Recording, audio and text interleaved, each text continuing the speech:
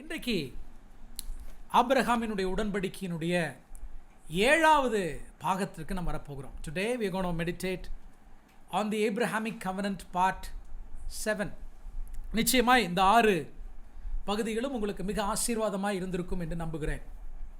பிரியமான தேவனுடைய பிள்ளைகளே, ஏன் ஆபிரகாமினுடைய உடன்படிக்கையை இவ்வளவாக நம்ம தியானிக்கிறோம், என்ன காரணம் என்று கேட்பீர்கள் என்றால், கல்வாரி சிலுவையில் ஆண்டவராகிய இயேசு கிறிஸ்து தம்முடைய இரத்தத்தினால நம்மோடு கூட அவர் செய்து கொண்ட உடன்படிக்கையினுடைய சத்தியங்கள் அடங்கிய உடன்படிக்கை ஆபிரகாமுடைய உடன்படிக்கை. ஆபிரகாமுடைய உடன்படிக்கை மாத்திரமல்ல, மற்ற எல்லா உடன்படிக்கைகளிலேயும் சுவிசேஷம் சத்தியங்கள், the truth about the salvation நிறைந்திருக்கிறது. அதில் ஆபிரகாமுடைய வாழ்க்கையில் தேவன் சுமார் 40 வருடங்கள் எடுத்துக்கொண்டார். எதற்காக?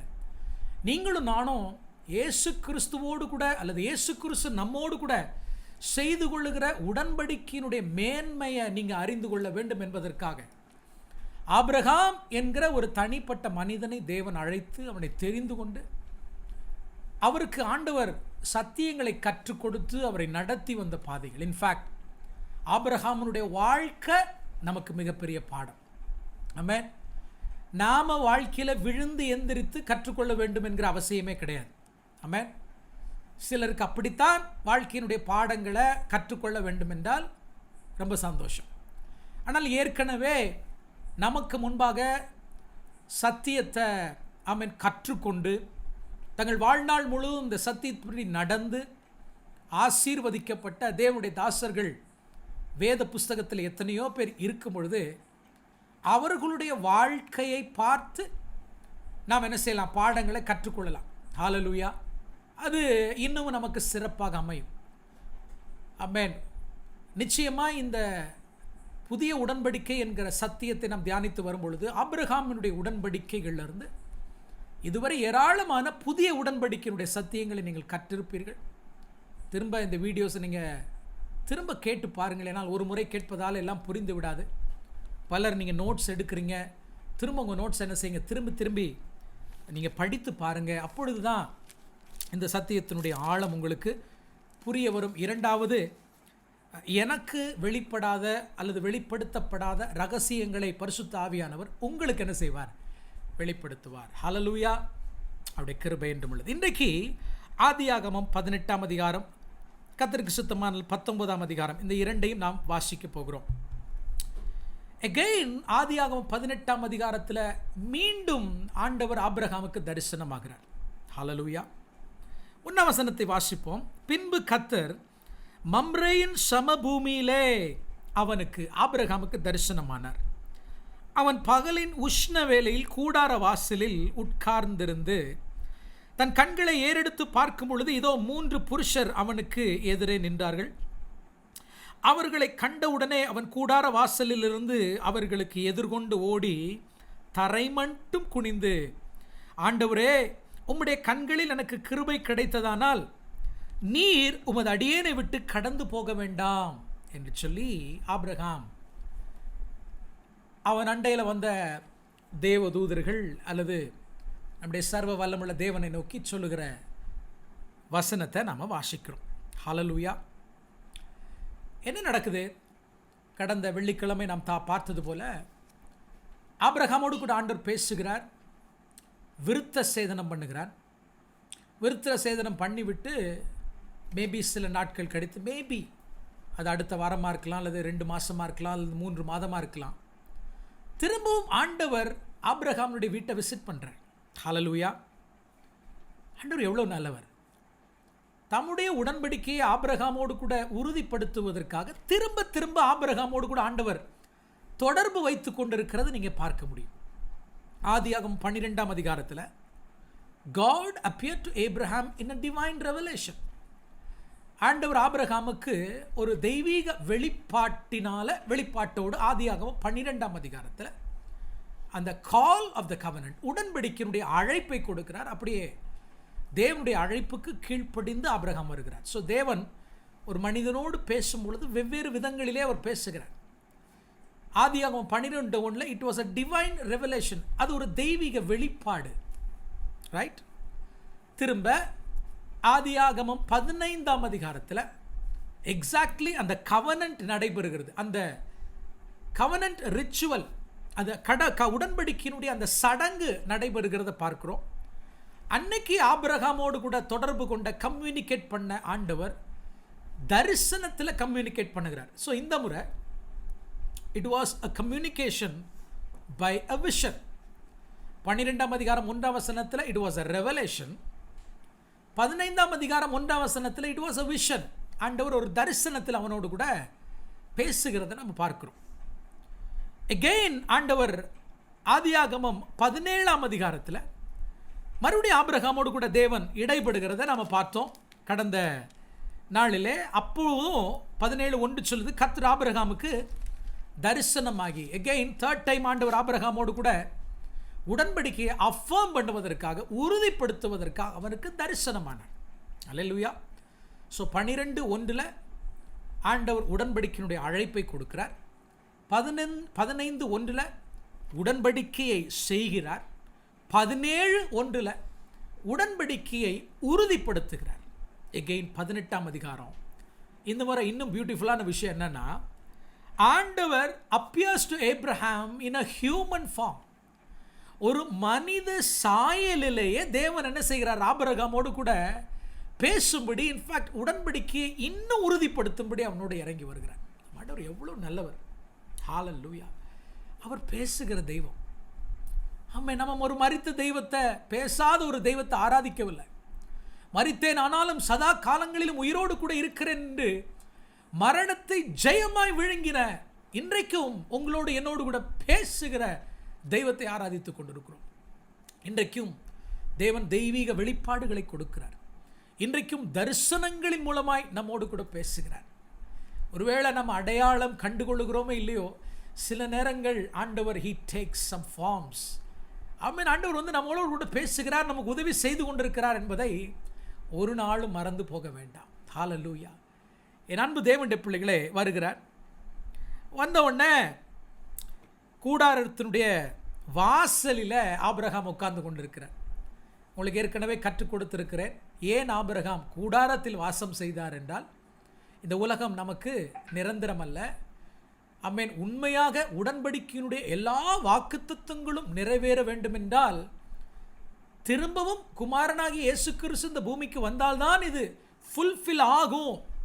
அன்றைக்கு உண்மையான கூடாரம், அந்த கூடார பண்டிகையில், இந்த ஃபீஸ்ட் ஆஃப் டாபர்நாக்கிள்ஸில் அவரோடு கூட வாசம் செய்கிற வாழ்க்கை தான் உண்மையான வாழ்க்கை என்பது எல்லா பரிசுத்தவான்களும், பழைய ஏற்பாட்டு பரிசுத்தவான்கள் மாத்திரமல்ல, ஈவன் புதிய ஏற்பாட்டு பரிசுத்தவான்களும் அதை அறிந்திருந்தபடினால அவங்க இந்த உலகத்தினுடைய வாழ்க்கையை ஒரு துச்சமாக என்ன செய்யலை, அவங்க எண்ணினாங்க. அவங்க பெருசாக என்ன செய்யலை, ஆடம்பரமாக வாழலை. இன்னைக்கு புதிய உடன்படிக்கையின் கீழே வாழுகிறோம் என்று சொல்லுகிற நாம் முதல்ல இதை புரிந்து கொள்ள வேண்டும். ஹல்லேலூயா. இந்த உலகம் நமக்கு சதம் அல்லவே அல்ல. சரி, கூடார வாசலில் உட்கார்ந்துருக்கிறார். மேபி விருத்த சேதனம் பண்ண வழி, வயதான தாத்தா இல்லை, 99 வயசாயிருச்சு. அந்த உஷ்ணத்தில், அந்த வெயிலில், அந்த ஹெப்ரான், அந்த பாலைவனத்தில், லேண்ட் ஆஃப் மில்க் இல்லையா, ஸ்தோத்திரம். என் அன்பு தேவனுடைய பிள்ளைகளை உட்கார்ந்துக்கிட்டு இருக்கும்போது தூரத்தில் ஒரு 3 பேர் வருகிறத பார்க்கிறார். மேபி அந்த வனாந்தரத்தினுடைய வெயிலில், அந்த காணல் நீரில் வெகு தூரத்தில் ஒரு 3 பேர் அப்படியே அவங்க வருகிறது அவனுக்கு என்ன செய்திருக்கும் தெரிந்த உடனே வேத வசனம் சொல்லுகிறது, ஆபிரகாம் வேகமாக ஓடுறார். வேகமாக ஓடி போய், அவனுக்கு தெரியாது தேவதூதர்களா தேவனா என்பதெல்லாம் தெரியாது. But it is their culture, it is their culture.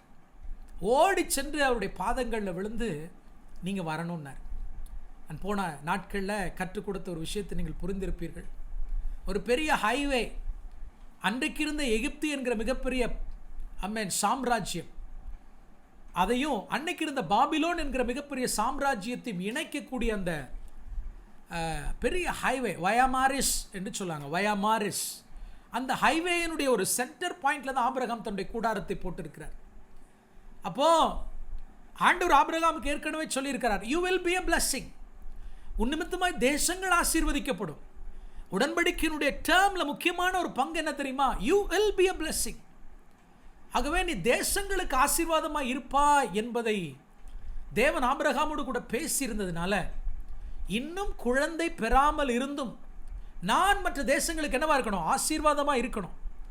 ஒரு பக்கம் தேவன் எனக்கு ஒரு தேசத்தை தருவார், இன்னொரு பக்கம் நான் மற்ற தேசங்களுக்கு ஆசீர்வாதமாக என்ன செய்ய போகிறேன்? இருக்க போகிறேன் என்று ஆபிரகாம் உணர்ந்து தன்னுடைய வீட்டை அல்லது தன்னுடைய கூடாரத்தை இந்த வயா மாரிஸில் அந்த ஹைவேல அவன் கன்ஸ்ட்ரக்ட் பண்ணுறதை நம்ம பார்க்குறோம். இதெல்லாம் ரொம்ப முக்கியமான விஷயம். புதிய உடன்படிக்கைக்குள்ளே இருக்கக்கூடிய பல அருமையான சத்தியங்கள் இங்கே அடங்கி இருக்கிறது. நம்ம செழிப்பை பற்றி இன்றைக்கி பேசுகிறாங்க, பொருளாதார ஆசீர்வாதங்களை பற்றி பேசுகிறாங்க. என்னுடைய கேள்வி என்னென்னா, கர்த்தர் உங்களை ஆசீர்வதிக்கிறார், இல்லைன்னு சொல்லலை. கர்த்தர் உங்களை உயர்த்தணும், அதுதான் எங்களுடைய ஜெபம். உங்களுடைய கடன்லேருந்தும் உங்களுடைய தரித்திரங்களிலிருந்தும் நீங்கள் விடுதலையாகி பொருளாதார நன்மைகளை நீங்கள் பெற வேண்டும், இதுதான் எங்களுடைய ஜெபம். ஆனால் கர்த்தர் உங்களை உயர்த்தும் பொழுது மேலும் மேலும் நம்முடைய எல்லையையே நாம் விரிவாக்கி கொள்ளுகிறோமா, அல்லது தேவன் நமக்கு தந்திருக்கிறவைகளை நமக்கு போக மற்றவர்களுக்கு நாம் கொடுத்து மற்றவர்களுக்கு ஆசீர்வாதமாய் இருக்கிறோமா என்பது தான் முக்கியம்.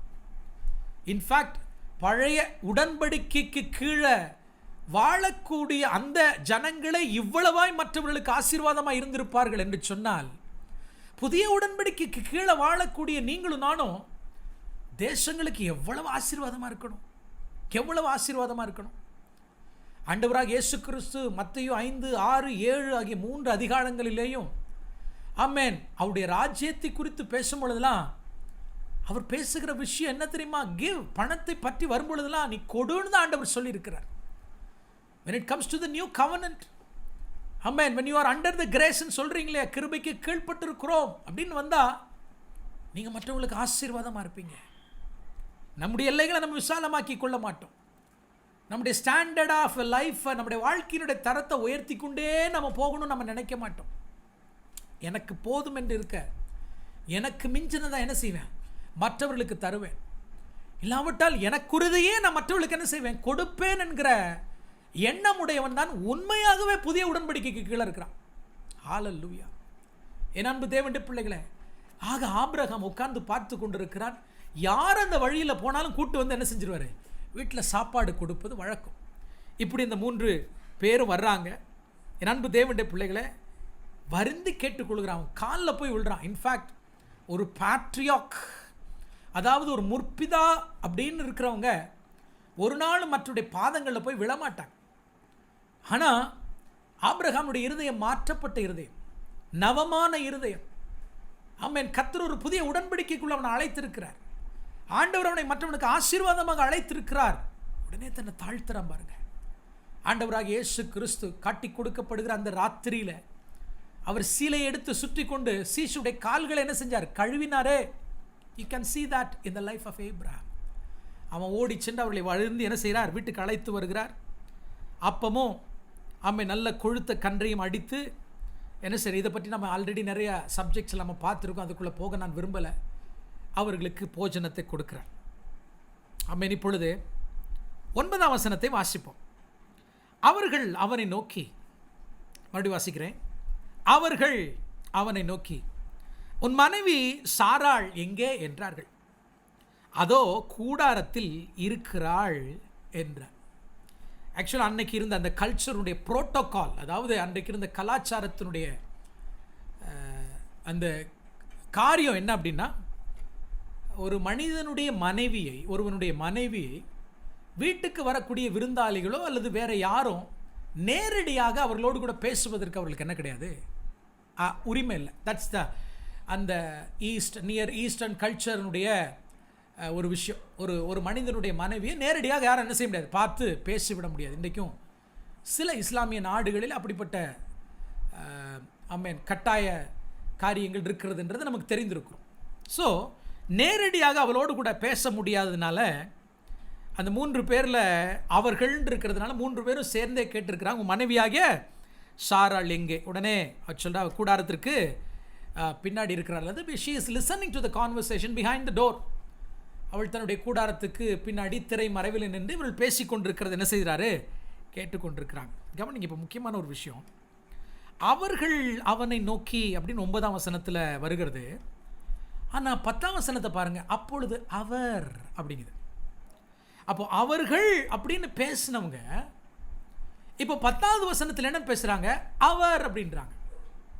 ரைட். அவர் ஒரு உற்பவ திட்ட கால நிச்சயமாய் ஒரு உற்பவ கால திட்டத்தில் நிச்சயமாய் உன்னிடத்திற்கு திரும்ப வருவேன். ஆமென். அப்பொழுது உன் மனைவியாகிய சாராளுக்கு ஒரு குமாரன் இருப்பான் என்றாள். ஹல்லேலூயா. இந்த இடத்துல 9ஆம் வசனத்தில் 3rd person ப்ளூரல்ல பேசப்பட்டிருந்த வார்த்தை இப்பொழுது 3rd person சிங்குலர்ல வருது.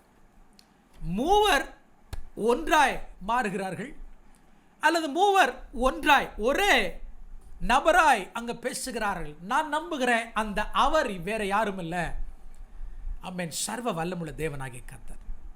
ஹல்லேலூயா. மேபி கிரேக்கில் தியோஃபோனி என்று சொல்லுவார்கள். ஆண்டவராகிய இயேசு கிறிஸ்து மாம்சத்தில் அன்றைக்கு வந்து ஆபிரகாமோடு கூட ஆண்டவர் பேசுகிறார். ஆபிரகாமே, மறுபடியும் உனக்கு நான் உறுதிப்படுத்துவேன். ஆமென். உன் மனைவிக்கு நான் சொல்லுகிறேன், ஏற்கனவே சாராளை குறித்து 17ஆம் அதிகாரத்தில் நான் சொன்னேன், அவளுடைய கற்பத்தில் ஒரு குமாரன் பெறுவான். Now again I want to confirm the covenant. மறுபடியும் உறுதிப்படுத்துகிறேன், அவள் மூலமாய் ஒரு குமாரனை கர்த்தர் கொடுப்பார். மேபி இந்த நாட்களில் ஆபிரகாமுடைய உடன்படிக்கையை குறித்து தியானிக்கும் பொழுது உங்கள் மனசில் ஆவியானவர் பேசுகிற வார்த்தை இதுவாக கூட இருக்கலாம். திரும்ப திரும்ப ஆண்டவர் பேசுகிறார்னா, தேவன் என்னோடு கூட செய்து கொண்ட உடன்படிக்கை அவர் உறுதிப்படுத்தி கொண்டிருக்கிறார். உங்களோடு கூட பேசின வார்த்தையை அவர் கன்ஃபார்ம் பண்ணி கொண்டிருக்கிறார். He is confirming again and again. நீங்க மறந்தாலும் அவர் உங்களுக்கு சொன்ன நல்வார்த்தைகளை ஒரு நாளும் மறக்க மாட்டார், ஒரு நாள் மறக்க மாட்டார். Tonight he is confirming his word once again. சாராளே, சந்தேகித்துக் கொண்டிருக்கிறார், இவ்வளவு நாட்கள் ஆகிவிட்டதே, கர்த்தர் சொன்ன நல்வார்த்தைகள் என்னவாயிற்று? மறுபடியும் இந்த மாலை வேளையிலே கர்த்தர் உறுதிப்படுத்துகிறார். கலங்காதிருங்கள், ஏற்ற காலத்தில் நான் சொன்னதை என்ன செய்வேன். ஹல்லேலூயா. உடனே ஆமென் 12ஆம் வசனத்தில் வாசிக்கிறோம், சாராள் தன் உள்ளத்திலே நகைத்து, நான் கிழவியும் என் ஆண்டவன் முதிர்ந்த வயது உள்ளவனுமாய் இருக்கிறார், இந்த நிலையில் எங்களுக்கு இன்பம் உண்டாயிருக்குமோ என்று சொல்லி அவன் என்ன செய்கிறா? நகைக்கிறாள். உடனே கர்த்தர் என்று வருது பாருங்க. அந்த 3 பேரில் ஒருவர் யாரு? கர்த்தர். ஆபிரகாமை நோக்கி சாராள் நகைத்து, நான் கிழவியா இருக்க பிள்ளை பெறுவது மெய்யோ என்று சொல். எனக்கு சாராள் நகைக்கிற சத்தம் கேட்குது. அவன் மனசுக்குள்ள சொல்லிக் கொள்ளுகிறார் என்னவென்று, நான் கிழவியா இருக்கிறேன், ஆமென், என் கணவர் கிழவனா இருக்கிறாரு, இனிமேல் எங்களுக்குள்ள இன்பம் உண்டாயிருக்குமோ, எப்படி பிள்ளை பிறக்கும், ஸ்திரீகளுக்குள்ள வழிபாடு நின்று போயிட்டே அப்படின்னு சொல்லி அவர் சிரிக்கிறது ஆண்டவர் சொல்றாரு. நீ சிரிக்கிறார். உடனே பாருங்க, ஆமென், சாராள் என்ன செஞ்சா? பயந்து நான் நகைக்கவில்லை என்றும் மறுத்தாள். அதற்கு அவர், இல்லை நீ நகைத்தா என்ற. ஆபிரகாம மாதிரியே இந்த அம்மா என்ன செய்கிறாங்க? பொய் சொல்கிறத பார்க்குறோம். ஏற்கனவே ஆபிரகாம் ஆமென் சாராள் நிமித்தமாய் ஆமென் ஸ்தோத்திரம் பார்வோனிடத்தில் பொய் சொன்னான். அதே போல் சாராளும் இந்த இடத்துல தேவனிடத்தில் நகைக்கவில்லை என்று என்ன செய்கிறா? பொய் சொல்கிறத பார்க்குறோம். சரி, போகட்டும். பின்பு 16ஆம் வசனத்தில் அந்த புருஷர் எழுந்து அவ்விடம் விட்டு சோதோமை நோக்கி போனார்கள். இந்த வசனத்தை வாசிப்போம், 2-3 வசனங்களை வாசிப்போம் என்னோடு கூட சேர்ந்து. ஆபிரகாமும் அவர்களோடு கூட போய் வழி விட்டு அனுப்பினான். அப்பொழுது கர்த்தர் ஆபிரகாம் பெரிய ஜாதி ஆவதினாலும் அவனுக்குள் பூமியில் உள்ள சகல ஜாதிகளும் ஆசீர்வதிக்கப்படுவதினாலும் நான் செய்ய போகிறதை ஆபிரகாமுக்கு மறைப்பேனோ? கர்த்தர் ஆபிரகாமுக்கு சொன்னதை நிறைவேற்றும்படியாய் அவன் தன் பிள்ளைகளுக்கும் தனக்கு பின்வரும் தன் வீட்டாருக்கும் நீங்கள் நீதியையும் நியாயத்தையும் செய்து கர்த்தருடைய வழியை காத்து நடவுங்கள் என்று கட்டளையிடுவான் என்பதை அறிந்திருக்கிறேன் என்றார். இப்பொழுது சாப்பிட்டு முடித்தோடனே இந்த 3 பேர் என்ன செய்கிறாங்க? வீட்டை விட்டு கிளம்பி போகிறாங்க. ஸோ ஆபிரகாம் அவர்களை வழி அனுப்பி விடுவதற்காக அவர்களோடு கூட சற்று தொலைவில் நடந்து வருகிறது நம்ம பார்க்கணும். பட் இதற்கு முன்பதாக நடந்த சம்பவத்தை நாம் மறந்துவிடக்கூடாது. சாராள் நகைத்ததையும் பின்பு தான் நகைக்கவில்லை என்று அவள் பொய் சொன்னதையும் நாம் மறந்துவிட வேண்டாம். இது முடியுது. ஆபிரகாம் அவர்களோடு கூட சற்று தூரம் கடந்து சென்று அவர்களை வழி அனுப்பி விடும் பொழுது, now it was an important period. Now இந்த டைமில் ரொம்ப முக்கியமான ஒரு விஷயம் என்னென்னா, ஆண்டவர் ஆபிரகாமோடு கூட என்ன செய்கிறாரு? பேச ஆரம்பிக்கிறார். ஹல்லேலூயா. இன்ஃபேக்ட் சாராள் ஆண்டவரிடத்தில் அவள் சொன்ன பொய், இதற்கு பின்பதான அந்த பேக்ரவுண்டில் நம்ம என்ன செய்யணும், இந்த வசனத்தை நாம் பார்க்கணும். ஹல்லேலூயா. இப்பொழுது ஆண்டவர் ஆபிரகாமோடு கூட தன்னுடைய கான்வர்சேஷனை ஸ்டார்ட் பண்ணுறார். எப்படி ஸ்டார்ட் பண்ணுறார்? ஆபிரகாம் பெரிய பலத்த ஜாதி ஆவதினாலும். Can you remember the verse that God spoke to him in chapter 12 verse 1? ஆமென். ஆதியாகமம் 12:1 ஆண்டவர் என்ன சொன்னார் ஆபிரகாமை பார்த்து? வானத்து நட்சத்திரங்களைப் போல, கடற்கரை மணலைப் போல் உன் சந்ததியை பெருக பண்ணுவேன். ஆமென். ஸோ again ஆண்டவர் ஆபிரகாமை ஒரு மிகப்பெரிய ஜாதியாய் மாற்றப் போகிறார் என்பதை தேவனாகிய கர்த்தர் என்ன செய்கிறாரு, உறுதிப்படுத்துகிறத நம்ம பார்க்கிறோம். திரும்ப திரும்ப ஆபிரகாமே நீ ஒரு பெரிய ஜாதியா என்ன செய்வ, மாறப்போகிறாய். இரண்டாவது பாருங்க, அவனுக்குள் பூமியில் உள்ள சகல ஜாதிகளும் ஆசீர்வதிக்கப்படுவதினாலும். ஸோ ஆதியாகமம் 12, 1, 2, 3 ஆகிய வசனங்களை நாம் ஏற்கனவே தியானித்த பொழுது அவைகளை ரெண்டா பிரித்தோம். ஒன்று கோ, இன்னொன்று பி த பிளஸிங். ஆமென். ஒன்று நீ பெரிய ஜாதியாவாய், இரண்டாவது நீ மற்றவர்களுக்கு ஆசீர்வாதமாய் இருப்பாய். இதையே தான் ஆண்டவர் 15ஆம் அதிகாரத்திலும் பேசுகிறார். சீடை பற்றி பேசுவார், லேண்டை பற்றி பேசுவார். திரும்ப இதையே தான் ஆண்டவர் 17ஆம் அதிகாரத்திலும் பேசுவார். ஆபிரகாமுடைய சந்ததியாரை பற்றி பேசுவார். பின்பு ஆபிரகாமுக்கு தேவன் கொடுக்க போகிற தேசத்தை பற்றி பேசுவார். இங்க பாருங்க, ஆண்டவர் மறுபடியும் அதே கான்வர்சேஷனை, ஹல்லேலூயா, ஐ மீன் திரும்ப திரும்ப ஏன் பேசுறார் அப்படின்னா, இன்ஃபேக்ட் ஆபிரகாம் இன்னும் உடன்படிக்கையை குறித்த தெளிவுடையவனா இருக்க வேண்டும். ஆபிரகாமே, நான் உன்னை அழைத்ததற்கு ஒரு நோக்கம் உண்டு, ஒரு திட்டம் உண்டு, நீ அதை மறந்து விடக்கூடாது. எத்தனை வருஷங்கள் ஆனாலும் நான் உனக்கு ஒரு பிள்ளையை கொடுப்பேன், எத்தனை வருஷங்கள் ஆனாலும் நான் உனக்கு ஒரு தேசத்தை கொடுப்பேன் என்பதை திரும்ப திரும்ப ஆண்டவர் அவனுக்கு நினைப்பூட்டி கொண்டே இருக்கிறத நம்ம பார்க்கிறோம். ஹல்லேலூயா. Yes, we need the word of God. கர்த்தருடைய வார்த்தை நமக்கு தேவை. பிரியமான தேவனுடைய பிள்ளைகளே, ஏன் காலையிலும் சாயந்தரமும் எவ்வளவோ பிரயாசம் எடுத்து கர்த்தருடைய வசனங்களை நாம் தியானிக்கிறோம், ஏன் படிக்கிறோம்? இவைகள் மூலமாய் பரிசுத்த ஆவியானவர் சோர்ந்து போய் இருக்கிற நமக்கு நினைப்பூட்டுகிறார். நான் உங்களை மறக்கல, நான் உங்களுக்கு சொன்ன நல்வார்த்தைகளை மறக்கவில்லை, நீங்களும் மறந்துடக்கூடாது. We are in a covenant. ஆபிரகாமே, நான் உன்னோடு கூட உடன்படிக்கை செய்திருக்கிறேன், இரத்தத்தினால உடன்படிக்கை செய்திருக்கிறேன், ஆகவே நீ மறந்துடக்கூடாது. ஹல்லேலூயா என்று சொல்லி திரும்பவும் தேவன் அவனோடு கூட பேசுகிறத பார்க்கிறோம். பாருங்க, actually it was a question. ஒரு அழகான கவிதைன்னு கூட சொல்லலாம், கவிதைன்னு சொல்லுங்களா. அதை ஆங்கிலத்தில் ரயட்ரிக்கல் அப்படின்னு சொல்லுவாங்க. ஒரு பாடலை கேள்வியாய் வைத்து தேவன் ஆமென் கேட்கிறது போல ஒரு கேள்வி. மறுபடியும் வாசிப்போமா? கர்த்தர் ஆபிரகாம் பெரிய ஜாதி ஆவதினாலும் அவனுக்குள் பூமியில் உள்ள சகல ஜாதிகளும் ஆசீர்வதிக்கப்படுவதினாலும். ஆமென். ஹல்லேலூயா. நான் செய்ய போகிறதை ஆபிரகாமுக்கு மறைப்பேனோ அப்படிங்கிறார். அப்போ உடன்படிக்கையினுடைய இன்னொரு முக்கியமான அம்சத்தை நாம் இன்னைக்கு பார்க்க போறோம். In fact I'm talking about the new covenant. Even though நாம் ஆபிரகாமுடைய உடன்படிக்கையை பார்த்து வந்தாலும் புதிய உடன்படிக்கையினுடைய சத்தியங்களை பார்த்து வருகிறோம்.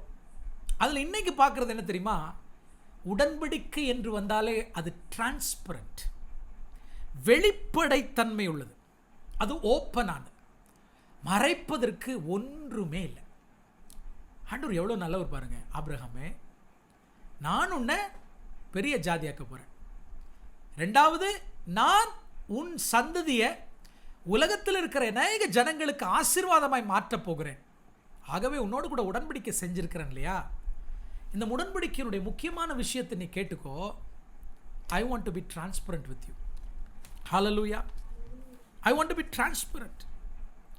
நான் எதையுமே உன்னிடத்தில் மறைக்க விரும்பலை. ஸோ உடன்படிக்கை என்று வரும்பொழுது பரஸ்பரம் ரெண்டு பேருமே stronger partner of the covenant, அதாவது உடன்படிக்கையினுடைய பலமுள்ளவராக இருக்கிற ஆண்டவரும் சரி, weaker partner of the covenant, உடன்படிக்கையினுடைய பலவீனர்களாக இருக்கிற நாமும் சரி, பரஸ்பரம் ஒருவருக்கொருவர் வெளிப்படைத்தன்மை உள்ளவர்களாக இருக்க வேண்டும். மறைப்பதற்கு ஒன்றுமே இருக்கக்கூடாது. இன்ஃபேக்ட் நம்ம ஆண்டவர்கிட்ட எதையுமே மறைக்க முடியாது. ஹல்லேலூயா. அண்ணன் கணவன் மனைவி என்கிற உறவு வரும்பொழுது எத்தனை பேர் உங்களுடைய திருமண உடன்படிக்கையினுடைய முக்கிய அம்சமாக இருக்கக்கூடிய டிரான்ஸ்பரன்சி உங்கள் லைஃப்பில் இருக்குன்னு எனக்கு தெரியல. எத்தனை காரியங்களை கணவன் உங்கள் மனைவிக்கு மறைத்திருக்கிறீர்கள். மனைவிகள் எத்தனை காரியங்களுடைய கணவனுக்கு நீங்கள் மறைச்சிருக்கீங்கன்றது உங்களுக்கு ஆண்டவருக்கு தான் தெரியும். ஆனால் உண்மையாகவே இன்றைய வரைக்கும் தேவனுடைய சமூகத்திலேருந்து நான் சொல்லுகிறேன், என்னுடைய மனைவியோடு கூட நான் திருமணம் செய்த அந்த நாளிலிருந்து இன்றைக்கு வரைக்கும் எதையும் அவரிடத்தில் நான் மறைத்ததில்லை. அவர்களும் என்னிடத்தில் எதையும் மறைப்பதில்லை. உடன்படிக்கையினுடைய உண்மைத்தன்மை எது தெரியுமா? டிரான்ஸ்பரன்சி. நம்முடைய தேவனோ அவ்வளவு டிரான்ஸ்பரண்ட். ஹல்லேலூயா, ஆமென், ஸ்தோத்திரம். Is faithful, is love is loyal. அவருடைய அன்பு உண்மையானது. அதில் எந்த உள்நோக்கமும் இல்லை, அதில் எந்த களங்கமுமே இல்லை. இன்னைக்கு ஆண்டவர் உங்களை பார்த்து சொல்லுகிறார், உங்களோடு கூட உடன்படிக்கை செய்ததுனால உங்களை பார்த்து சொல்லுகிறார், நான் ஒன்றையும் உங்களுக்கு மறைக்க மாட்டேன் மகளே, ஒன்றையும் மறைக்க மாட்டேன். என்ன நடக்க போகிறது என்பதை நான் உனக்கு வெளிப்படுத்து. உண்மையாக சொல்லுகிறேன், தேவன் தன்னுடைய தீர்க்கதரிசிகளுக்கு எதையுமே மறைப்பதில்லை. தீர்க்கதரிசிகள் என்றால் யாரையோ நினச்சிக்க வேண்டாம், உங்களை பற்றி தான் சொல்லுகிறேன். If you are in a covenant with God, God will not hide anything from you. ஒருவேளை எனக்கு ஆண்டவர் எதையுமே சொல்ல மாட்டேங்கிறாரே, எனக்கு முன்பதாகவே எதையுமே வெளிப்படுத்த மாட்டேங்கிறாரே அப்படின்னு நீங்கள் நினச்சிங்கன்னா தேவனோடு உங்களுக்குள்ள உறவில் பிரச்சனை இருக்குன்னு அர்த்தம். Problem is in your part. ஆண்டவரிடத்தில் எந்த பிரச்சனையுமே இல்லை மகளே, என் அன்பு சகோதரி, ஆண்டவர்கிட்ட எந்த பிரச்சனையுமே இல்லை. அவர் எல்லாவற்றையும் உங்களுக்கு என்ன செய்கிறார்? வெளிப்படுத்துகிறார். ஹல்லேலூயா, ஆமென். கவனிங்க, நான் செய்ய போகிறதை ஆபிரகாமுக்கு மறைப்பேனோ? ஆமென், ஸ்தோத்திரம். எதை பற்றி பேசுகிறாரு? சோதோம் குமார பட்டணத்தை ஆண்டவர் அழிக்க போகிறதை பற்றி பேசுகிறார். எதை பற்றி பேசுகிறாரு? ஆமாம், ஆண்டவர் இப்போ எங்கே நோக்கி போயிட்டு இருக்காரு? ஆபிரகாமை விசிட் பண்ணதுக்கு அப்புறம் he is going towards Sodom, சோதோமை நோக்கி போகிறார். அப்பொழுதுதான் ஆண்டவருடைய வார்த்தை புறப்பட்டு வருது ஆபிரகாமை பார்த்து, மகனே, மறுபடியும் அந்த ஸ்டேட்மெண்ட்டை நீங்கள் கவனிக்கணும். நானும் திரும்ப திரும்ப ஏன் சொல்கிறேன்னா, அந்த ஸ்டேட்மெண்ட் நீங்கள் மறந்துடக்கூடாது. 17ஆம் வசனத்தில் ஃபர்ஸ்ட் ஸ்டேட்மெண்ட் என்னது? ஆமென், you will become a great nation, நீ பெரிய ஜாதி ஆவாய். ரெண்டாவது ஸ்டேட்மெண்ட் அபவுட் த நேஷன், மற்ற தேசங்களை குறித்து என்ன சொல்றார்? You will be a blessing to the other nation. ஆமென், ஸ்தோத்திரம். அதில் ஃபர்ஸ்ட் ஸ்டேட்மெண்ட் ஆண்டவர் சொன்னார்லே, நீ பெரிய ஜாதி ஆவாய் என்பதை ஆதியாகமம் 15ஆம் அதிகாரத்தில் உடன்படிக்கையின் மூலமாய் உறுதிப்படுத்தினார். ரெண்டாவது, you will B a blessing to other nation, மற்ற தேசங்களுக்கு நீ ஆசீர்வாதமாக இருப்பாய் என்பதை 17ஆம் அதிகாரத்தில் விருத்த சேதனம் மூலமாய் கர்த்தர் என்ன செஞ்சார்? உறுதிப்படுத்தினார். நல்லா புரிஞ்சுக்கோங்க. ஒருவேளை இது புரியலைன்னா நான் சொல்லுகிற விஷயத்தை திரும்ப திரும்ப நீங்கள் என்ன செய்யுங்க? கேட்டு பாருங்கள், உங்களுக்கு புரியும். இவைகளெல்லாம் கற்று ஆபிரகாமோடு கூட மாத்திரமல்ல, உங்களோடும் ஆண்டவர் பேசிக் கொண்டிருக்கிறார். புதிய உடன்படிக்கையில் இயேசு கிறிஸ்துவின் ரத்தத்தினால உங்களோடு கூட உடன்படிக்கை பண்ணது நோக்கத்தை நீங்கள் மறந்துடக்கூடாது. ஒன்று, கர்த்தர் உங்களை ஆசீர்வதிக்கும்படி. இரண்டாவது, நீங்கள் மற்றவர்களுக்கு ஆசீர்வாதமாய் இருக்கும்படி. ஹல்லேலூயா. குறிப்பாய் 18ஆம் அதிகாரத்தில் கர்த்தர் சொல்லுகிற ஒரு காரியம், நான் உனக்கு மறைக்க மாட்டேன், நான் உனக்கு மறைக்க மாட்டேன். ஹல்லேலூயா. அதே போல ஆண்டவர் ஆபிரகாமினிடத்திலும் சாராளிடத்திலும் எதிர்பார்க்கிறது என்ன தெரியுமா? தேவனிடத்தில் மறைக்க கூடாது. ஏன் சாராளுடைய பின்னணியை நம்ம ரொம்ப முக்கியமாக இந்த இடத்துல பார்க்குறோன்னா, குறிப்பாக சாராள் சொன்ன பொய்யினுடைய பின்னணிக்கு அப்புறம் இது நடக்குதுன்றத நான் ஏன் முதல்ல சொன்னேன் அப்படின்னு சொன்னால், நகைத்ததை கூட மறைக்கிறாங்க, நகைத்ததை மறைக்கிறான். இன்னுமே சாராளுக்குள்ள மாற்றம் வரவில்லை. இன்னும் அந்த உடன்படிக்கையினுடைய உறவை அவ புரிஞ்சிக்கல. அதனால தான் it took 40 years for God to change them. இஸ்ரவேல் ஜனங்களை தேவன் வனாந்தரத்தில் 40 வருஷம் நடத்த காரணம் என்ன? அவரை அறிய வேண்டும் என்பதற்காக. பலர் சொல்லுவாங்க 40 ஆண்டுகள் இஸ்ரவேல் ஜனங்களை வனாந்தரத்தில் நடத்த காரணம் தேவன் அவங்களை புடமிடுவதற்காக அப்படின்னு. இல்லவே இல்லை, இல்லவே இல்லை. தேவர் அவர்களை கொன்று போடுவதற்காகத்தான் 40 வருஷம் அவர்களை நடத்தினார். ஒருவேளை ஆண்டவரை அவர்கள் பரீட்சை பார்த்தார்கள், இல்லைன்னு சொல்லல. பட் உண்மையாகவே இஸ்ரவேல் ஜனங்களின் 40 ஆண்டுகள் வனாந்தரத்தில் பகலிலே மேகஸ்தம்பமாயும் இரவிலே அக்கினி ஸ்தம்பமாயும் அவர்களை நடத்த தேவனுடைய நோக்கம் என்னன்னா, தன்னை அவர்களுக்கு வெளிப்படுத்த, புரிந்து கொள்ள. It takes time, it takes time. நாமும் ரட்சிக்கப்பட்ட உடனே ஆண்டவரை முழுமையாக அறிந்து விடவில்லையே, நமக்கும் பல வருஷங்கள் ஆகிவிட்டது. ஸ்டெப் பை ஸ்டெப்பாக நம்ம என்ன செய்கிறோம்? ஆண்டவரை ஒவ்வொரு லெவலாக நம்ம என்ன செய்கிறோம்? அறிந்து கொண்டிருக்கிறோம். அதே போல தான் ஆபிரகாம் ஆதியாகமம் 12ஆம் அதிகாரம் 1ஆம் வசனத்தில் அழைக்கப்பட்டவன் உடனே அவனுக்கு வாழ்க்கைக்குள்ள மாறிவிட்டதா? இல்லை. அவன் சோர்ந்து போனான், தளர்ந்து போனான், பின்னுக்கு போனான். ஆண்டவர் திரும்ப அவனை தூக்கி விடுகிறார். இன்ஃபேக்ட் இங்கே சாராளோடு கூட கர்த்தர் டீல் பண்ணும் பொழுது சாராளும் நகைக்கிறாள். நகைச்சிட்டு இல்லைன்னு சொல்கிறா. ஆண்டவர் சொல்கிறார், இல்லை மகனே, ஆமென், உடன்படிக்கை என்று வரும்பொழுது you should be faithful, you should be transparent. நீ உண்மையாக இருக்கணும், எனக்கு மறைக்கக்கூடாதுன்னு. கர்த்தருடைய ஆவியானவர்களோடு கூட இந்த மாலை வேளையில் பேசி கொண்டிருக்கிறாரா? ஆண்டவராகிய இயேசு கிறிஸ்துவின் ரத்தத்தினால் அவரோடு கூட உடன்படிக்கை செய்து கொண்டிருக்கிற என் அன்பு வாலிப தம்பி தங்கச்சி, என் அன்பு சகோதரனே சகோதரியே, உன் வாழ்க்கை தேவனுக்கு முன்னாடி திறந்த புத்தகமாக இருக்கிறதா? உண்மையாகவே உலகமெங்கும் சுற்றி உலாவுற அவருடைய கண்கள் உன்னை பார்த்து கொண்டிருக்கிறது என்கிற உணர்வோடு கூட நீங்கள் நடக்கிறீங்களா? அந்த மொபைல் ஃபோன்ஸில் நீங்கள் ஆமென் ஸ்தோத்திரம் பார்த்து கொண்டிருக்கிறத கர்த்தர் பார்க்கிறான்னு உங்களுக்கு தெரியுமா? Are you really transparent? Maybe உங்கள் அப்பாவுக்கு மறைக்கலாம், உங்கள் அம்மாவுக்கு மறைக்கலாம், உங்கள் திருச்சபையுடைய போதகருக்கு மறைக்கலாம் தங்கச்சி. ஆனால் ஆண்டவருக்கு மறைக்க முடியாது. ஆண்டவர் உன்னை நேசிக்கிறார் தம்பி, ஆண்டவர் உன்னை நேசிக்கிறார். உன்னை எதிர்பார்க்கிறது ஆமென் ஸ்தோத்திரம் ஆமென் அந்த டிரான்ஸ்பரன்சியை உன்கிட்ட ஆண்டவர் என்ன செய்கிறார்? எதிர்பார்க்கிறார். பைபிள் சொல்ல, தன் பாவங்களை மறைக்கிறவன் வாழ்வடைய மாட்டான், அவைகளை அறிக்கை செய்து விட்டு விடுகிறவனோ இரக்கம் பெறுவான். ஏன் மறைச்சு வாழணும்? ஏன் பொய் சொல்லி வாழணும்? அவசியமே இல்லையே. ஆண்டவர்கிட்ட பொய் சொல்லு. குறை இருக்கா? நகைச்சேன்னு சொல்லியிருப்போம். ஆமென். பாவம் செய்றியா? ஆமாப்பா, என்னால் முடியல, எனக்கு உதவி செய்யுங்கன்னு சொல்லு. why should you hide? உடன்படிக்கையை குறித்து புரிந்து கொண்டவர்கள் ஒரு நாளும் தேவனுக்கு முன்பதாக தன் பாவங்களை மறைக்கவே மாட்டாங்க. ஆண்டவர்களோடு கூட பேசுகிறாரா? இந்த நிலையில் தான் ஆபிரகாம்கிட்ட சொல்கிறார், ஆபிரகாமே, நான் உன்னையும் மறைக்க மாட்டேன் உன்கிட்ட சொல்லிட்டு நான் சோதம் என்ன செய்ய போகிறேன்? அழிக்கப் போகிறேன். 20ஆம் வசனத்தை வாசிப்போமா? பின்பு கர்த்தர் சோதம் குமாராவின் கூக்குரல் பெரிதாய் இருப்பதினாலும் அவைகளின் பாவம் மிகவும் கொடிதாய் இருப்பதினாலும் நான் இறங்கி போய் என்னிடத்தில் வந்து எட்டின அந்த கூக்குரலின்படியே அவர்கள் செய்திருக்கிறார்களோ இல்லையோ என்று பார்த்து அறிவேன் என்றார். உடனே ஆண்டவர் ஆபிரகாம்கிட்ட சொல்றார், நான் என்ன செய்ய போறேன்? அந்த ஜனங்களை நியாயம் தீர்க்க போறேன். பயங்கரமான கூக்குரலின் சத்தம் எனக்கு என்ன செய்து எட்டி இருக்கிறது. அந்த அருவருப்புகள் உண்மையா இல்லையா என்பதை பார்ப்பதற்காக நான் போகிறேன் அப்படின்னு சொல்லி ஆபிரகாம்கிட்ட சொல்றார். ஆனால் அதற்கு முன்பதாக 19ஆம் வசனத்தை நாம் மறந்துவிடக்கூடாது. வாசிப்போமா? கர்த்தர் ஆபிரகாமுக்கு சொன்னதை நிறைவேற்றும்படியாய் அவன் தன் பிள்ளைகளுக்கும் தனக்கு பின்வரும் தன் வீட்டாருக்கும் நீங்கள் நீதியையும் நியாயத்தையும் செய்து, எல்லாரும் சொல்லுங்க பார்க்கலாம், நீங்கள் நீதியையும் நியாயத்தையும் செய்து கர்த்தருடைய வழியை காத்து நடவுங்கள் என்று கட்டளையிடுவான் என்பதை அறிந்திருக்கிறேன் அப்படிங்கிறார். இங்க 2 வேர்ட் ஆண்டவர் யூஸ் பண்றாரு, ஜஸ்டிஸ் அண்ட் ரைச்சஸ்னஸ். நீதியும் நியாயமும், ஜஸ்டிஸ் அண்ட் ரைச்சஸ்னஸ் 2 வேர்டை யூஸ் பண்றார்.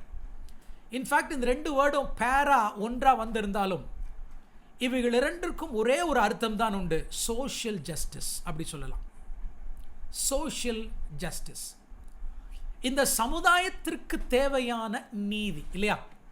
இன்னைக்கு உலகத்தில் இந்த வேர்டை சோஷியல் ஜஸ்டிஸ், சமுதாயத்திற்கான நீதி அப்படின்ற வேர்டை அடிக்கடி நீங்கள் கேள்விப்பட்டிருப்பீங்க. ஏன்னா இன்றைக்கி பல இயக்கங்கள் பல காரியங்களுக்காக சோஷியல் ஜஸ்டிஸுக்காக போராடி கொண்டிருக்கிறாங்க, நமக்கு எல்லாருக்குமே தெரியும். அப்போ ஆண்டவர் ஆபிரகாம்கிட்ட பேசும்போது, ஆபிரகாமே, you'll be talking about the social justice to your children.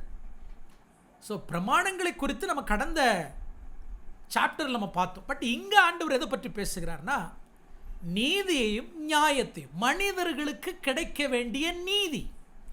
யாருக்கு நீதி கிடைக்க வேண்டும்? அவர்களுக்கு நீதி கிடைக்கும். ஸோ நீங்களும் நானும் வாழ்ந்து கொண்டு இருக்கிற இந்த உலகத்தில் நீதி தோற்று விட்டதை நம்ம அறிந்திருக்கிறோம். ஏழைகளுக்கு, திக்கற்றவர்களுக்கு நீதி இல்லை. யாருக்கு பணம் அதிகமாக இருக்கிறதோ நீதி அவர்கள் பக்கமாக என்ன செய்கிறது? சாய்ந்து விடுகிறது. நம்ம வெட்ட வெளிச்சமாய் பார்க்கிறோம். எஸ், அதே போல் ரைச்சஸ்னஸையும் தமிழில் நீதி என்று சொல்கிறோம். அதுவும் இன்னைக்கு என்ன செய்து விட்டது? தோன்று விட்டது. It's a standard of God. So righteousness என்பது தேவனுடைய ஸ்டாண்டர்ட். ஸோ ஒன்று தேவனுடைய ஜஸ்டிஸ், தேவனுடைய நீதி. ரெண்டாவது தேவனுடைய ரைச்சஸ்னஸ், அவருடைய ஸ்டாண்டர்ட். இந்த ரெண்டையும் தன் பிள்ளைகளுக்கு கற்றுக் கொடுக்கிறது மாத்திரமல்ல, தன்னுடைய பிள்ளைகள் இந்த பூமியில தேவனுடைய நீதியை நிலைநாட்டுவார்கள், தேவனுடைய ரைச்சஸ்னஸ் நிலைநாட்டுவாங்க, தேவனுடைய ஜஸ்டிஸை நிலைநாட்டுவாங்க. அதன் மூலமாய் சமுதாயத்திற்கு அவர்கள் ஆசீர்வாதமாய் இருப்பார்கள் சொல்றார். ஹல்லேலூயா. நான் சொல்றது உங்களுக்கு புரியுதா? So 18ஆம் அதிகாரம் it is about the nations. ஹல்லேலூயா. அதாவது 12ஆம் அதிகாரம் 1, 2, 3 வசனங்களை ரெண்டா நம்ம பிரிக்கிறோம். ஒன்று அவனுடைய பிள்ளைகளை பற்றியது, இரண்டாவது தேசங்களை பற்றியது. இப்போ 18ஆம் அதிகாரத்தில் ஆபிரகாமோடு தேவன் எதை பற்றி பேசுகிறார்? தேசங்களை, மற்ற தேசங்களை பற்றி தேவன் ஆபிரகாமோடு கூட பேசுகிறார். ஆபிரகாமே, I expect justice and righteousness from you and from your children. உன் பிள்ளைகளுக்கு அதை நீ சொல்லி தரணுன்றாரு. எவ்வளவு அருமையான ஒரு விஷயம், எவ்வளவு அருமையான விஷயம். நம்ம பிள்ளைகளுக்கு சமுதாயத்தை பற்றி கற்றுக் கொடுக்குறோமா? சமுதாயத்தை பற்றி நம்ம பிள்ளைகளுக்கு கற்றுக் கொடுக்குறோமா?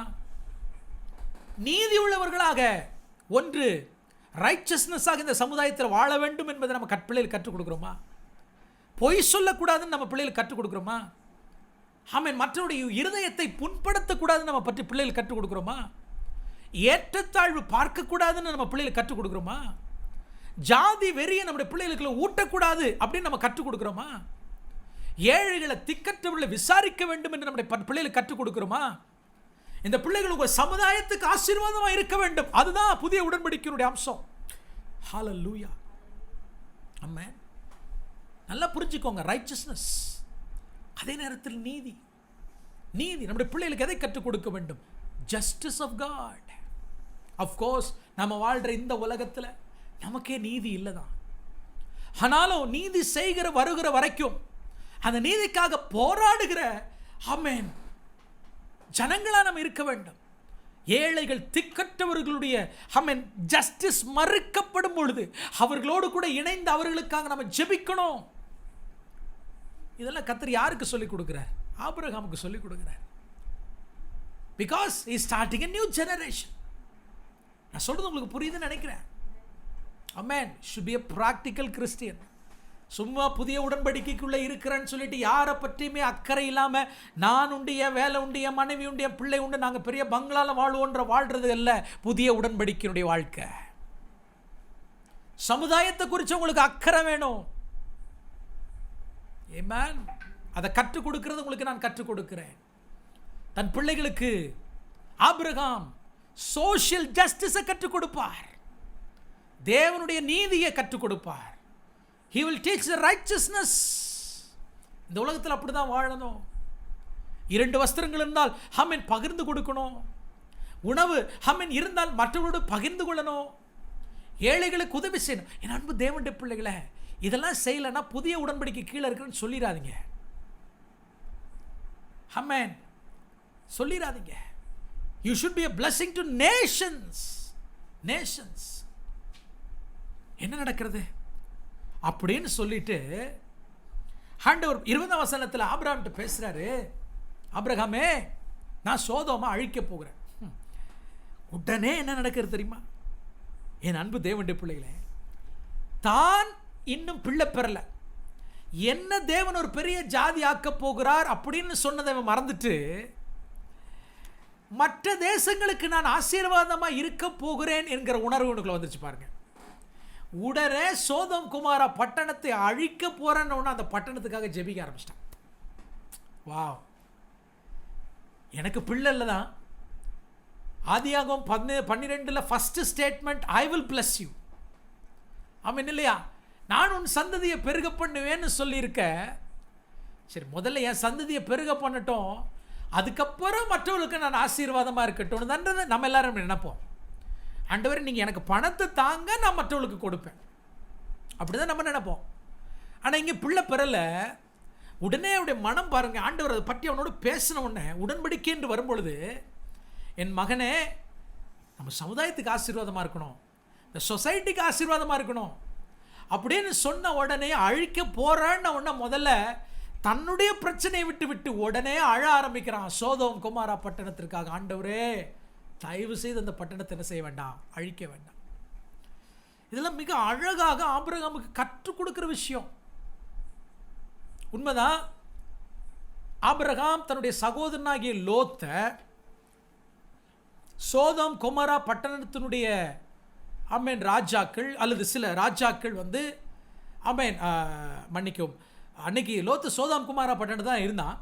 சில ராஜாக்கள் எழும்பி வந்து சோதோம் குமாரா பட்டணத்துக்கு விரோதமாக யுத்தம் பண்ணி தன் சகோதரனாகிய லோத்தை பிடிச்சு கொண்டு போன போது தன்னோடு கூட இருந்த 318 கைப்படிந்த ஆட்களை அழைத்து கொண்டு போய் அன்றைக்கு லோத்தை காப்பாற்றினானே. ஸோ அன்னைக்கே ஆபிரகாம் வந்து யுத்தம் பண்ணியிருக்கிறான் தானே, மற்றவர்களுக்காக யுத்தம் பண்ணியிருக்காங்கன்னா நல்லா கவனிங்க. அந்த முறை தன்னுடைய சொந்த ரத்தம், லோத் ரிலேட்டிவ் அப்படின்றதுனால என்ன செஞ்சார், ஆபிரகாம் ஓடி சென்று காப்பாற்றினார். மறுபடியும் சொல்லுகிறேன், லோத்தின் மேல தன்னுடைய உறவு, தன்னுடைய ரத்தம்ன்றதுனால ஓடி போய் ஆபிரகாம் காப்பாற்றினார். ஆனால் இந்த முறை சோதோம் குமாரா பட்டணத்தை நான் அழிக்கப் போகிறேன் என்று சொன்ன பொழுது ஆபிரகாம் லோத்தை நினைக்கல பாருங்க. ஆமென், நினைச்சிருக்கலாம். ஆனால் ஆண்டவரே அங்கே என்னுடைய சகோதரனாகிய லோத் இருக்கிறான்ப்பா, நீங்கள் அவனை மட்டும் விட்டுருங்கப்பான்னு தானே கேட்டிருக்கணும். ஆனால் அவன் என்ன கேட்டான், நீதிமான்.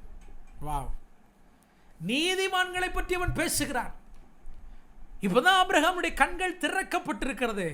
He is talking about the righteousness. He is talking about the righteous people. என்னைக்கு ஆத்தும பாரம் வருகிறதோ, என்றைக்கு உடன்படிக்கையை சரியாக நம்ம புரிந்து கொள்கிறோமோ அன்னைக்கு சொந்தக்காரன் நினைக்க மாட்டோம். நம்ம இந்த பூமியில் இருக்கிறவங்க அத்தனை பேரும் நம்முடைய பிள்ளைங்க நம்ம நினைப்போம். சொந்தக்காரனுக்கு ஒண்ணுன்னா நமக்கு பரிதபிக்கிறோம் இல்லையா, தானாடாவிட்டாலும் தன் ஆமா அப்படின்னு சொல்றாங்கல்ல. தேவனுடைய பிள்ளைகளுக்கு அப்படி அல்ல, தேவனுடைய பிள்ளைகளுக்கு அப்படி அல்ல. புதிய உடன்படிக்கைக்குள்ள இருக்கிற நான் ஆமேன் என்று சொல்லுகிறீர்களே, ஆமேன், நீங்கள் அறிமுகம் இல்லாத ஒரு நபருக்கு வேதனை, பாடுகள், கண்ணீர் என்றால் நீங்கள் என்ன செய்வீர்கள்? உங்களுடைய சொந்த சகோதரனுக்கு ஓடுகிறது போல நீங்க ஓடுவீங்களா? Will you do that? சேலஞ்சை நான் வைக்கிறேன். இப்போ ஆபிரகாமுடைய ஜெபம் வேற மாதிரி இருந்துச்சு. He was not thinking about Lot, he is thinking about the righteous people. அவன் ஸ்டாண்டர்டே மாறுது பாருங்க. எல்லாம் ஆண்டவருடைய ட்ரைனிங். இதெல்லாம் it took 40 years for God to change Abraham. ஆபிரகாமை இந்த நிலைக்கு கொண்டு வந்து தேசங்களுக்கு அவன் ஆசீர்வாதமாக இருக்க வேண்டும், தேசங்களுக்காக அவன் பரிதபிக்க வேண்டும். அழிக்கப்படுகிறது யாரா இருந்தாலும் அவர்களுக்காக திறப்பில் நின்று மன்றாட வேண்டும் என்கிற எண்ணம் ஆபிரகாமுக்குள்ள வருவதற்கு கிட்டத்தட்ட 40 வருஷம் ஆச்சு. இன்றைக்கு சில ஊழியர்களுடைய பிரசங்கங்கள் மிகவும் வேதனைப்படுத்துகிறது. புதிய உடன்படிக்கைக்கு கீழே இருக்கிறதுனால நம்ம மன்றாடி ஜெபிக்க வேண்டாமாமா, கண்ணீரோடு ஜெபிக்க வேண்டாமாமா. எங்கிருந்து இவர்கள் கற்று வருகிறார்கள் என்று எனக்கு தெரியவில்லை. என் அன்பு தேவனுடைய பிள்ளைகளே, புதிய உடன்படிக்கை வேற, ஆபிரகாமுடைய உடன்படிக்கை வேற அல்ல. புதிய உடன்படிக்கையுடைய சத்தியங்கள் அத்தனையும் ஆபிரகாமுடைய உடன்படிக்கையில் கர்த்தர் வைத்திருக்கிறார். இன்றைக்கு புதிய உடன்படிக்கைக்கு கீழே இருக்கிற உங்களுக்கு கர்த்தர் சொல்லுகிறார். ஆமென், ஸ்தோத்திரம். எலியாவை பற்றி புதிய ஏற்பாட்டில் சொல்லப்பட்டிருக்கிறது. என் ஆண்டவராகிய இயேசு கிறிஸ்துவை குறித்து எபிரேயருக்கு எழுதின நிருபத்தில் வாசிக்கிறோம். அவர் மாம்சமாய் இருந்த நாட்களில் தன்னை மரணத்திலிருந்து விடுவிக்க வல்லவரை நோக்கி பலத்த சத்தத்தோடும் கண்ணீரோடும் விண்ணப்பம் பண்ணினார் என்று புதிய ஏற்பாட்டில் இருக்கிறது. யார் சொன்னது அழுது ஜெபிக்க வேண்டாம் என்று? வஞ்சகர்கள். ஆமென், நீங்கள் ஜெபிப்பதனால தேசத்தில் வரப்போகிற எழுப்புதலை தடை செய்வதற்கு ஆமென் வஞ்சிக்கிற கொடிய ஓநாய்கள் அவர்கள். கர்த்தர் இன்றைக்கு உங்களோடு கூட பேசுகிறார். Pray like Abraham. ஆமென். புதிய உடன்படிக்கை என்றாலே சமுதாயத்தை குறித்து அக்கறை, அழிந்து கொண்டிருக்கிற ஜனங்களை குறித்து அக்கறை நமக்கு வேணும். We need to cry. Amen. அழுறாம் பாருங்க. மறுபடியும் சொல்ற, சொந்தக்காரனாகிய லோத்து நினைத்தல்ல, நீதிமான்கள் இருந்தால் ஆண்டவர் அழிப்பீரோ, 10 நீதிமான்கள் இருந்தால் அழிப்பீரோ என்று he was pleading. In fact, God is teaching him how to pray. இன்றைக்கு இப்படிப்பட்ட ஜெபிக்கிறவர்கள் குறைந்து வருகிறதுனால தான் என் அன்பு தேவனுடைய பிள்ளைகளே, பிசாசனுடைய ஆதிக்கம் இன்றைக்கு என்ன செய்கிறது? பெருகி வருகிறது. ஹல்லேலூயா. ஆபிரகாம் ஜெபித்ததனுடைய விளைவுதான் மோவாப், அம்மோனியர் என்கிற 2 சந்ததிகள் உருவானது. ஒருவேளை நான் பேசுறது கொஞ்சம் கான்ட்ரடிக்டா இருக்கும். லோத்துக்கும் அவனுடைய 2 பிள்ளைகளுக்கும் பிறந்த சபிக்கப்பட்ட சந்ததி தான மோவாபியரும் அம்மோனியரும். உண்மைதான், அதுல எந்த மாற்று கருத்தும் இல்லை, உண்மைதான்.